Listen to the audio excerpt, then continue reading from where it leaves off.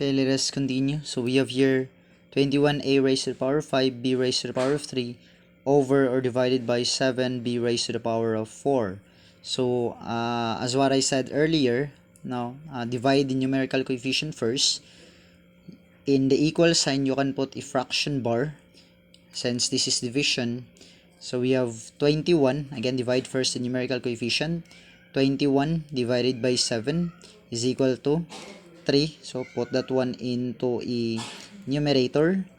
Then, pagkatapos niyan, no, sabi ko kanina, yung other video nga, iisa-isay natin tong numerator ng mga variables and numerical coefficient.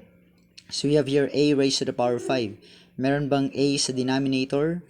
Kung walang a, therefore, kopyahin lang. Nakalagay ito sa numerator, therefore, sa numerator din ito natin isusulat ulit. So, you have a raised to the power of 5. Okay, kinopya lang natin. Tapos na tayo sa 21, tapos na tayo sa 9a raised to the power of 5. Itong 7, tapos na, no? 21 divided by 7. Meron na tayong result niyan. So, that is 3. So, cancel out na to. Ito, tapos na, tapos na. Now, we have b raised to the power of 3. So, b raised to the power of 3. Alin ang mas malaki, si b sa numerator or sa denominator? Syempre, sa sa denominator. Therefore, we have b. Ang matitira is isusulat natin sa new denominator, b raised to the power of 1, or simply b.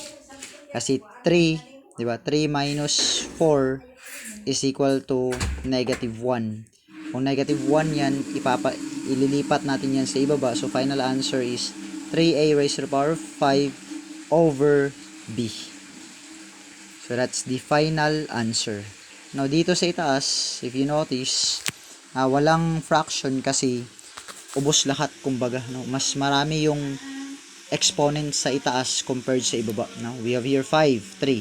So, ang matitira sa itaas, 2, 1. So, ang matitira din sa itaas. Dito, merong isa na mas malaki yung exponent sa denominator, kaya ang natira is denominator compared sa numerator. Such as b raised to the power of 3, b raised to the power of 4. So, okay. So, try the questions that I'm going to send into a messenger.